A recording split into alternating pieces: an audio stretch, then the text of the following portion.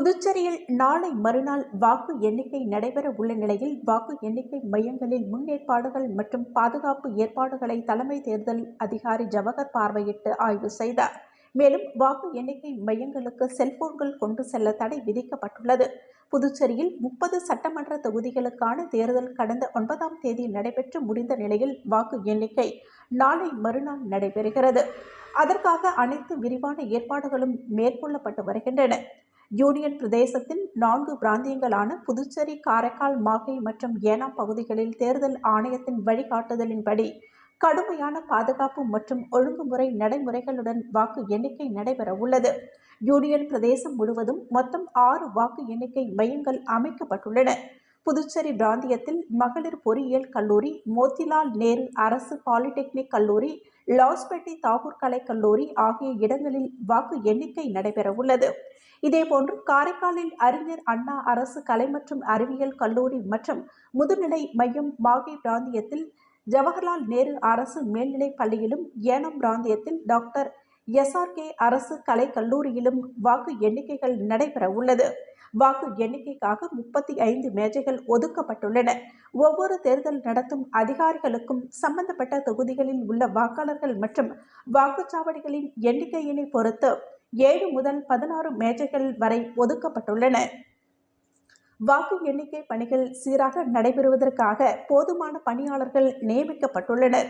மொத்தமாக 218 எண்ணிக்கை மேற்பார்வையாளர்கள், 221 எண்ணிக்கை உதவியாளர்கள் மற்றும் 232 நுண் பார்வையாளர்கள் நியமிக்கப்பட்டுள்ளனர். மேலும் அஞ்சல் வாக்குச்சீட்டு எண்ணிக்கைக்காக 47 எண்ணிக்கை மேற்பார்வையாளர்கள், 94 எண்ணிக்கை உதவியாளர்கள், 47 நுண் பார்வையாளர்கள் நியமிக்கப்பட்டுள்ளனர். அனைத்து வாக்கு எண்ணிக்கை மையங்களிலும் 3 அடுக்கு பாதுகாப்பு ஏற்பாடுகள் செய்யப்பட்டுள்ளன. மத்திய ஆயுதப்படை மற்றும் உள்ளூர் காவல்துறை பணியாளர்கள் போதுமான அளவில் பாதுகாப்பு பணியில் ஈடுபடுத்தப்பட உள்ளனர்.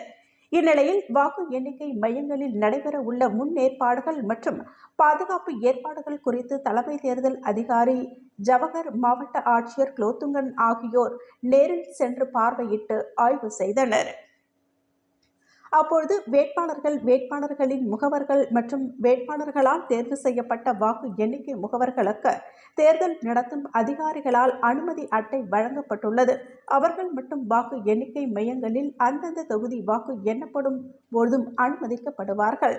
இவர்களை தவிர தேர்தல் ஆணையத்தால் அங்கீகரிக்கப்பட்ட அனுமதி அட்டை வழங்கப்பட்டவர்களும் அனுமதிக்கப்படுவர்.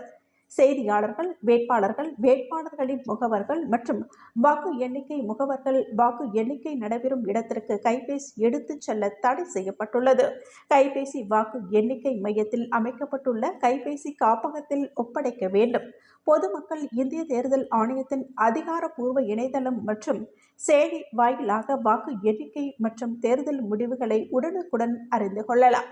மேலும் தகவல்களுக்கு https://result.eci.gov.in என்ற இணையதளத்தின் மூலமாகவும் பொதுமக்கள் அறிந்து கொள்ளலாம் என்று தெரிவிக்கப்பட்டுள்ளது. நியூஸ் செய்திகளுக்காக சித்ரா.